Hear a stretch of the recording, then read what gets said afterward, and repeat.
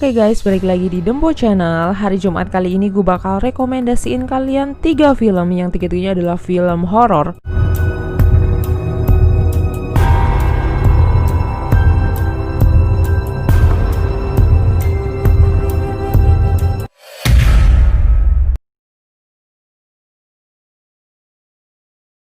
Yang pertama film yang berjudul Devil, yang kedua film yang berjudul The Rings 2017, dan yang ketiga ini adalah film India horor yang berjudul Kali Kuhi. Kalau gue salah baca sorry ya. Oke, yang pertama gue bakal bacain alur dan sinopsis dari film Devil. Film Devil ini dirilis pada tanggal 17 September 2010.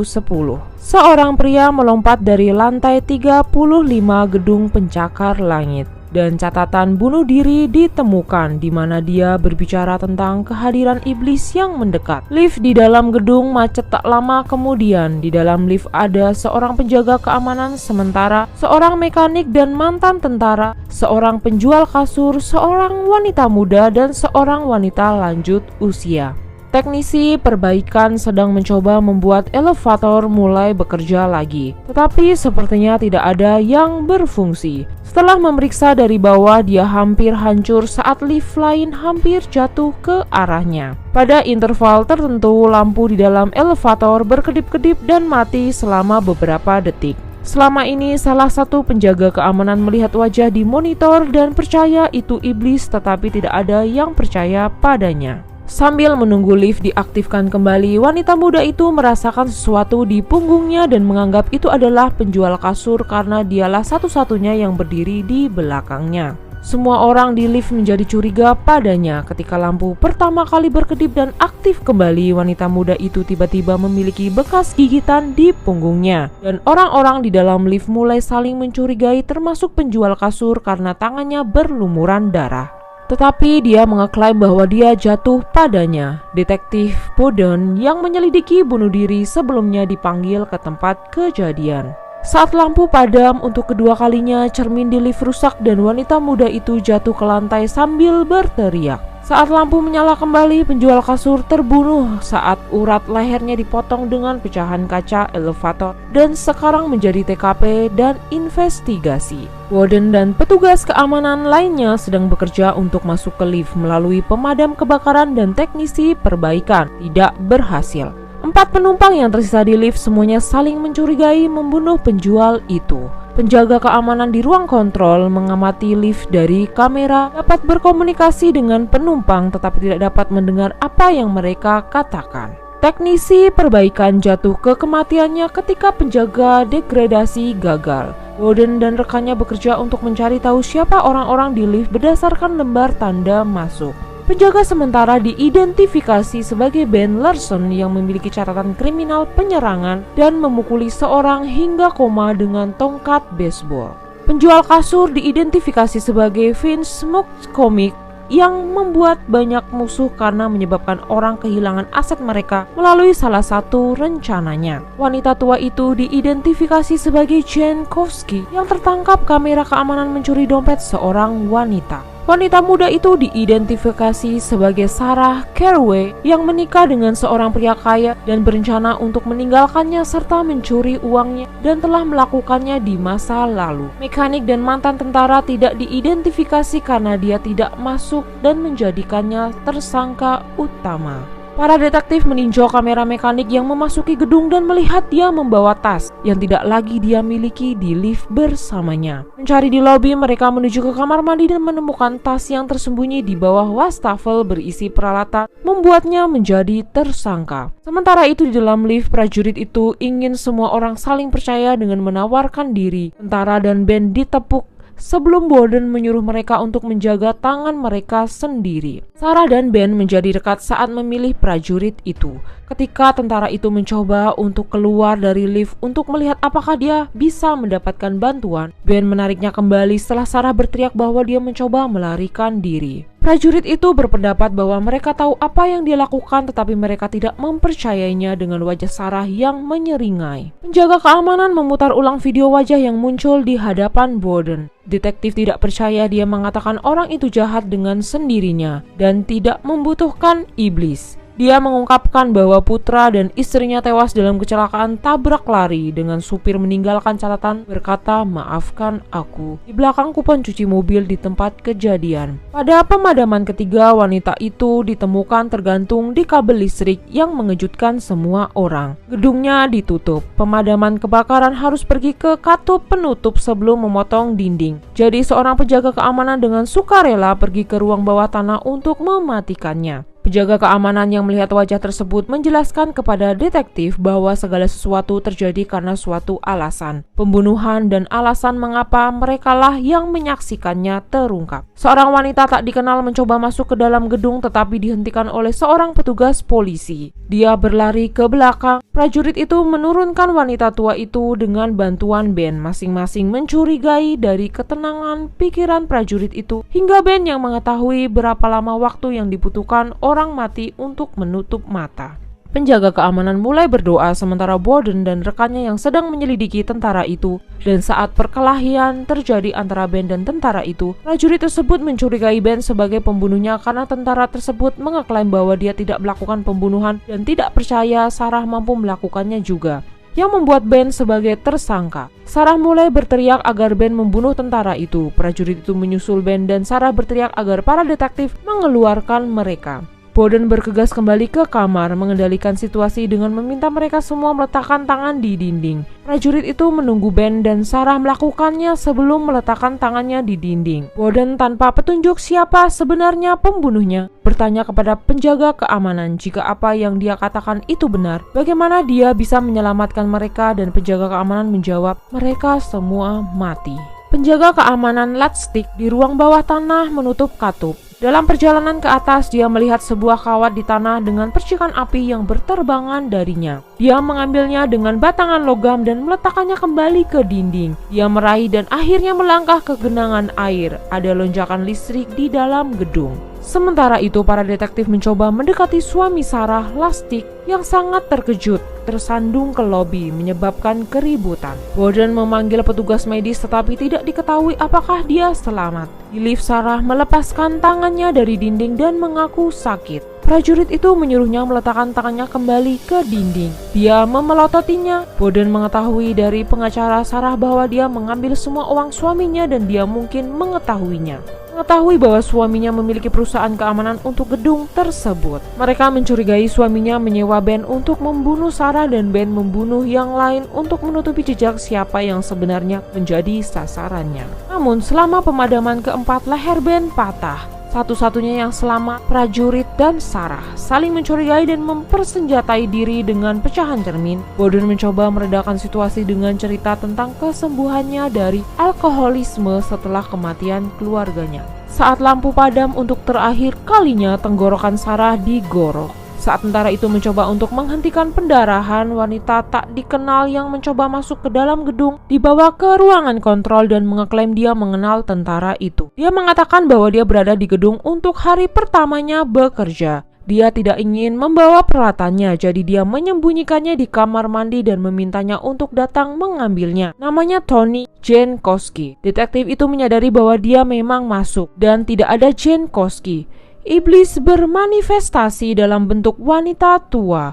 Tony mencoba menukar hidupnya untuk Sarah, tapi iblis berkata dia tidak bisa melakukan itu. Dia meraih radio dan mengakui melalui radio bahwa dia melarikan diri dari kecelakaan fatal 5 tahun lalu. Borden menyadari bahwa Tony bertanggung jawab atas kematian istri dan putranya. Iblis yang tidak berdaya sekarang karena Tony telah bertobat dari dosanya, lenyap setelah menyebabkan elevator jatuh beberapa lantai. Petugas pemadam kebakaran akhirnya bisa masuk, tetapi wanita tua itu pergi. Saat mayat Sarah, Ben, dan Vince dievakuasi, Borden memutuskan untuk menahan Tony dan dalam perjalanan mengungkapkan kepada Tony bahwa dalam kecelakaan itu adalah keluarganya. Dia sangat terkejut karena dia memaafkan Tony. Oke guys, kalau kalian penasaran dengan full movie-nya, langsung tonton melalui link yang sudah gue sediain di kolom deskripsi. Yang kedua adalah film The Rings 2017. Film ini dirilis pada tanggal 3 Februari 2017. Pada 2013, di sebuah pesawat terbang menuju Seattle, seorang pria mengungkapkan bahwa dia telah menonton rekaman video terkutuk Samara Morgan. Penumpang lain mengungkapkan bahwa dia telah melihat rekaman itu juga dan bertanya kepada pria itu apakah dia membuat salinannya. Dia menjawab bahwa dia tidak melakukannya. Beberapa saat kemudian, Samara menyebabkan pesawat tersebut jatuh. 2 tahun kemudian, pada 2015, Profesor Perguruan Tinggi Gabriel Brown membeli VCR, menemukan rekaman video di dalamnya. Di tempat lain, siswa Julia melihat pacarnya Holt pergi ke perguruan tinggi, tetapi dia sangat khawatir ketika pacarnya menghilang. Segera seorang gadis panik menghubunginya. Dia juga prihatin tentang Holt. Ketika Julia pergi mencari pacarnya, dia bertemu Gabriel dan menemukan sekelompok orang yang dikenal sebagai Sevens yang terlibat dalam percobaan yang melibatkan video terkutuk. Kelompok merekam sendiri, menonton video sebelum memberikan rekaman itu kepada orang lain yang disebut ekor. Julia mengenali anggota grup Sky sebagai gadis panik di telepon. Ia pergi bersama Sky ke apartemennya untuk menonton videonya tanpa sadar. Saat Sky mencoba memaksanya untuk menonton video, Julia mengunci diri di kamar mandi. Samara membunuh Sky di apartemen. Julia mencoba untuk bergegas keluar dari apartemen dan ketika akhirnya membuka pintu, dia menemukan Holt di sisi lain. Holt mengungkapkan bahwa dia telah menonton rekaman itu juga dan memiliki 12 jam tersisa.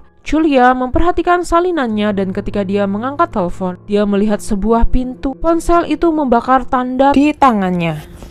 Video versi Julia tidak dapat disalin dan berisi gambar tambahan dari seorang wanita misterius. Dia menyadari bahwa mereka harus mengkremasi jasad Samara. Gabriel mengirim mereka ke lembah Sacramento, di mana Samara dikubur dengan layak. Dia menyadari tanda di tangan Julia adalah Braille, menerjemahkannya dan pergi untuk memperingatkan mereka. Julia dan Holt menemukan makam yang tidak bertanda, tapi ketika mereka membuka, kuburan tersebut ternyata kosong. Mereka dihampiri oleh seorang pria misterius dan dibawa ke seorang pria buta bernama Galen Brooke yang mengklaim tubuh Samara dimakamkan oleh pendeta setempat, tetapi banjir datang, menyebabkan pendeta untuk menguburnya kembali di ladang pembuat tembikar di luar kota. Dalam perjalanan ke lapangan, Julia dan Holt mengalami kecelakaan mobil dan mengetahui bahwa Gabriel terlibat. Dia mencoba memperingatkan Julia tentang pesan Braille, tetapi dia terbunuh oleh tiang listrik yang jatuh. Setelah mengalami penglihatan tentang ibu Samara, Evelyn, Julia dan Holt kembali ke kota.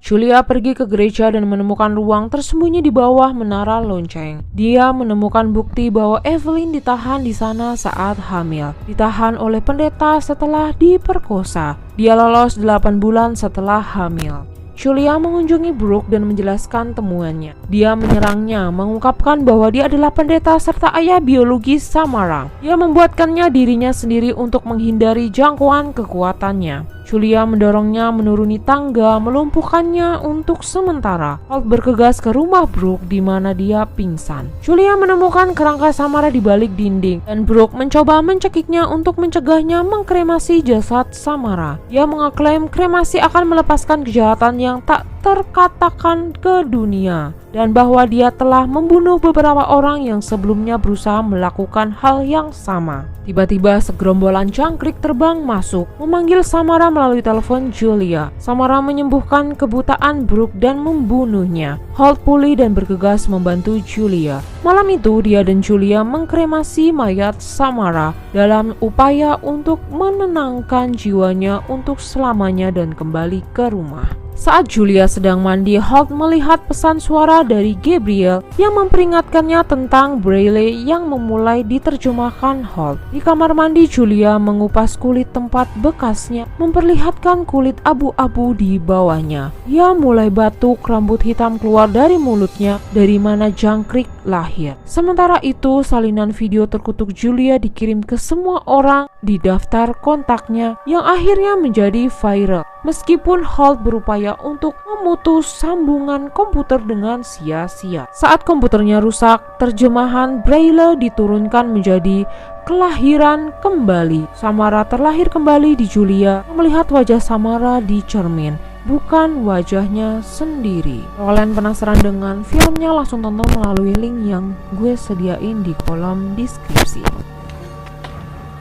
No.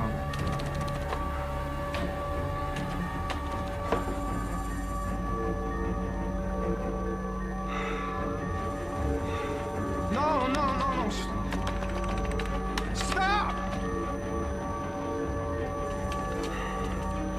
Why?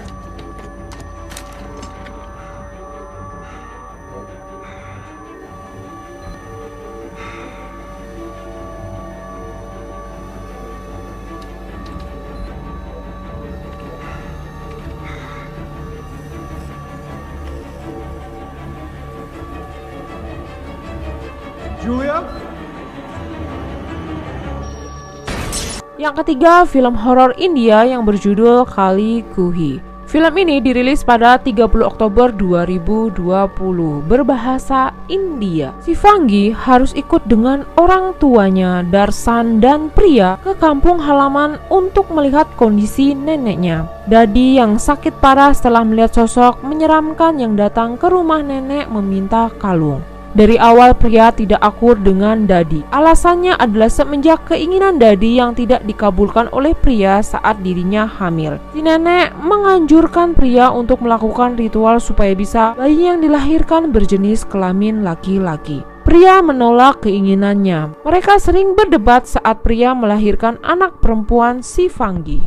Bibi Satya yang merawat Dadi sebelum mereka datang, Darsan dan Bibi Satya tahu rahasia di masa lalu tentang kutukan arwah dan sumur hitam yang dianggap warga menyebarkan wabah. Shivangi dan orang tuanya terancam mati karena kejadian di masa lalu. Buku harian Bibi Satya yang menuntun Shivangi untuk bisa tahu kutukan apa yang sebenarnya terjadi dan siapa arwah perempuan yang tak boleh dilihat wujudnya, karena yang berhadapan dengan arwah itu akan memuntahkan darah hitam dan mati seketika. Kalau kalian penasaran dengan filmnya, langsung tonton full movie-nya melalui link yang ada di kolom deskripsi. Oke guys, ini dia 3 rekomendasi film di hari Jumat kali ini. Semoga kalian terhibur dan suka dengan filmnya. Ikuti terus Dembo Channel untuk rekomendasi film seru lainnya. Sampai bertemu lagi di Senin depan. Jangan lupa di subscribe, like, comment, and share. Bye-bye.